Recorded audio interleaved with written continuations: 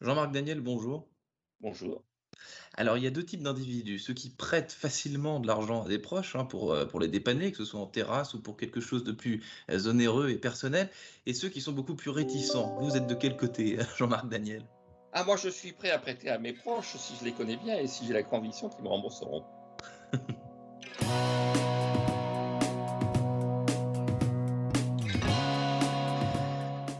Bonjour à tous et bienvenue au Talk Décideur du Figaro, en visio toujours avec, sur mon écran et sur le vôtre Jean-Marc Daniel, économiste, professeur à l'ESCP Europe et auteur d'un livre qu'il vient de commettre aux éditions du Cherche Midi. Le titre c'est «Il était une fois l'argent magique», avec des grosses pièces d'or, hein, qui me font penser moi à Don Salluste dans La folie, des grandeurs. L'argent magique, Jean-Marc Daniel, c'est quoi exactement votre définition de l'argent magique?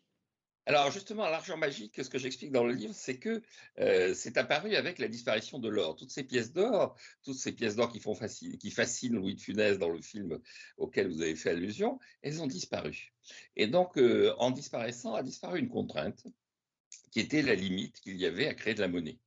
D'ailleurs, je cite dans le livre le fait que, pour Michel Chevalier, qui était un des économistes de référence du 19e siècle, l'ennemi de l'économiste, c'était l'alchimiste, c'est-à-dire celui qui allait fabriquer de l'or.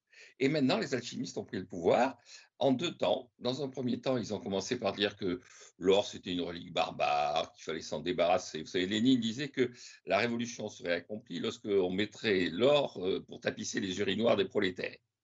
Et puis, c'est pas Lénine qui est arrivé à ce résultat d'ailleurs, parce que c'est Staline non plus qui n'est pas arrivé à ce résultat, puisque lui, il voulait plutôt rétablir l'or dans le système, parce que l'Union soviétique produisait de l'or. Donc, ce sont les Américains en 1971, deuxième temps, on se débarrasse de l'or, et à partir de ce moment-là, ben, il n'y a plus de limites, il n'y a plus de contraintes dans la création de monnaie. Et parce que ces gros louis d'or, ces grosses pièces dont on parle, ça n'a rien à voir avec les pièces de 2 euros d'aujourd'hui. Ce n'est pas le même effet symboliquement, ce n'est pas le même bruit, ça n'a rien à voir. Non, non, ça n'a rien à voir. D'ailleurs, le problème, c'est que les pièces qui affichent une valeur qui serait celle de 1971, ces pièces-là, si elles étaient en 1971, depuis 1971, elles ont perdu considérablement de pouvoir d'achat. Les gens s'en souviennent pas, mais en 1971, les prix étaient les mêmes en francs que ceux d'aujourd'hui en euros. C'est-à-dire que la monnaie a été divisée en pouvoir d'achat, en capacité d'acquisition de biens, par 6,5. Et donc, on crée de la monnaie, on la met dans le système, et puis, ouais, mon Dieu, on vit avec ça. Il y a plus ou moins d'inflation. Il y a eu beaucoup d'inflation au début. Maintenant, il y a beaucoup de déficit extérieur. Mais on a créé ce système et ce sentiment qu'on n'avait pas besoin de travailler. Que Est-ce que vous finalement, la bonne réponse, c'était de créer de la monnaie. est-ce que vous expliquez, Jean-Marc Daniel, c'est que avec la disparition de ce symbolisme de la pièce, de la monnaie, et ben, on a un petit peu oublié la valeur de l'argent et ce qu'elle représentait. Vous expliquez dans votre livre, notamment l'expression, «quoi qu'il en coûte» d'Emmanuel Macron, qui a peut-être d'ailleurs été le point de départ de l'écriture Oui, oui, de ce il y a il y bouquin. a il y a 2 choses qui m'ont incité à écrire ce livre.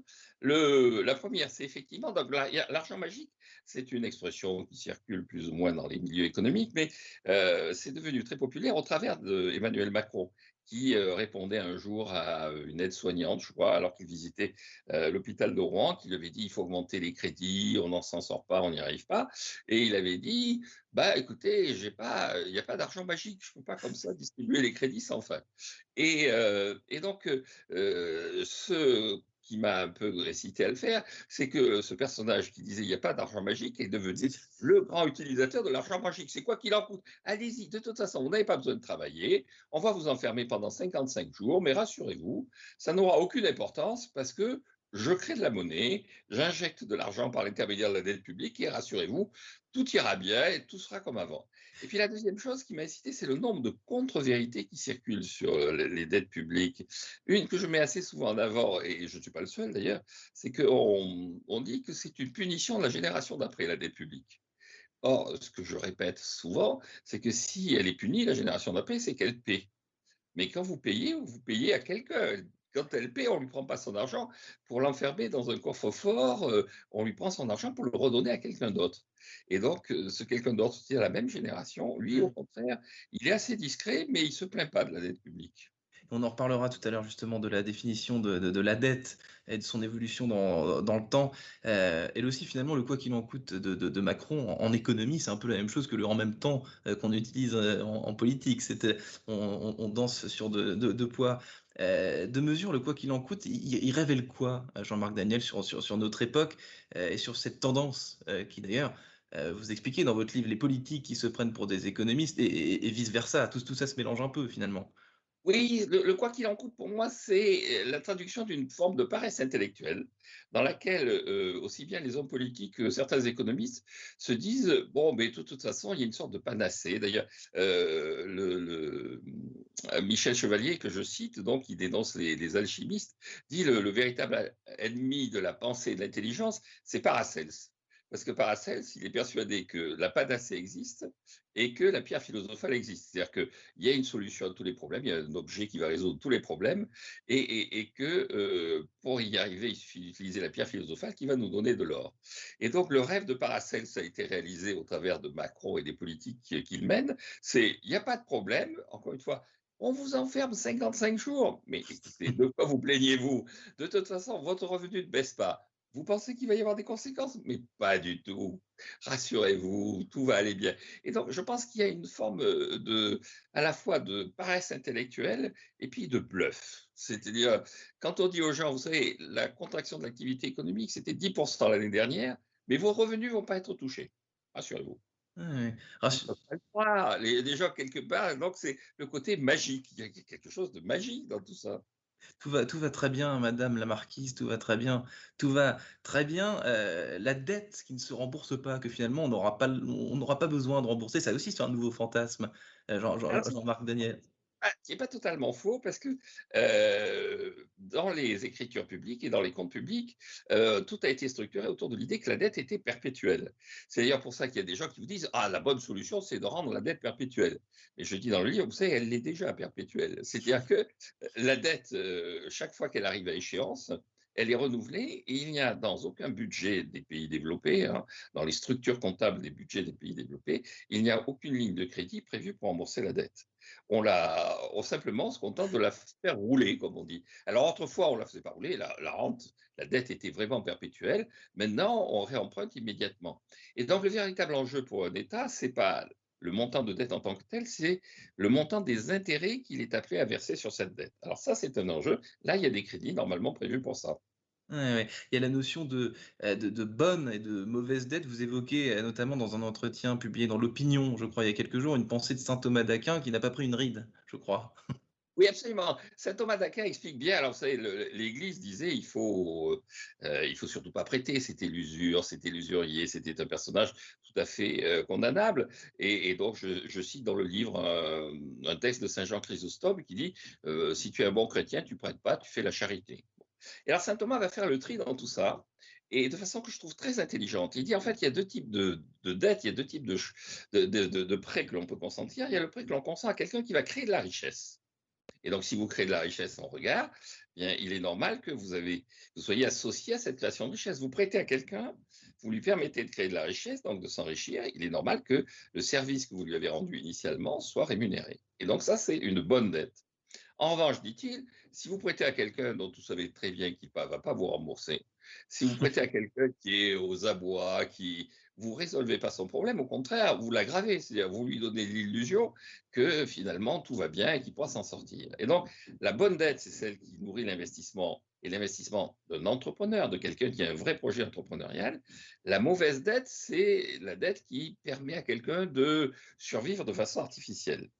Et donc, je dis, la bonne dette maintenant, c'est la dette privée, et puis celle qui permet quand même à l'État d'aider des gens à survivre, à passer les périodes difficiles. Mais il ne faut surtout pas qu'on aide les gens qu'on en rajoute dans les difficultés que traversent certaines personnes. Ouais, Jean-Marc Daniel, dernière question, je change complètement de sujet.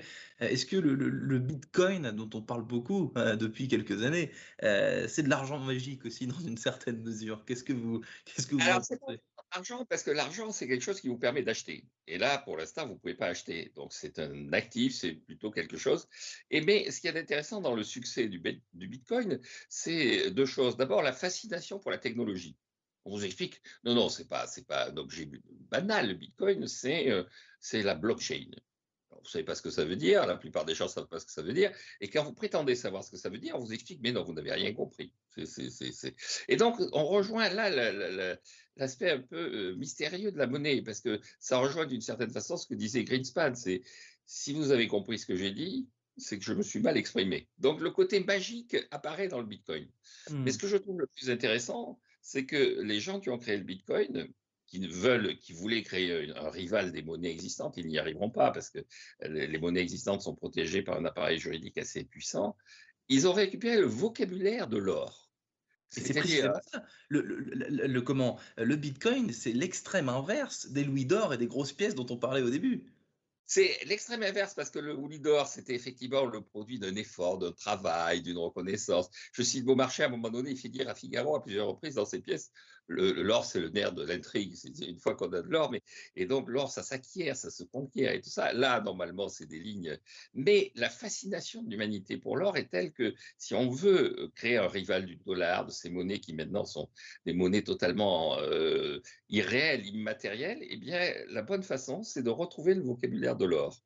Et donc, le détenteur de Bitcoin de référence, il fait du minage. Alors, évidemment, sa vie est moins pénible que celle du mineur de San Francisco des années 1848. Et bon, il s'y réfère, c'est sa référence, c'est son modèle. Jean-Marc Daniel, merci infiniment d'avoir répondu à mes questions pour le talk dessineur du Figaro. Je vous rappelle que vous êtes l'auteur du livre paru aux éditions du Cherche Midi. Il était une fois l'argent magique. Voilà, merci infiniment d'avoir répondu à mes questions. Je vous souhaite une excellente fin de journée. Merci, à bientôt.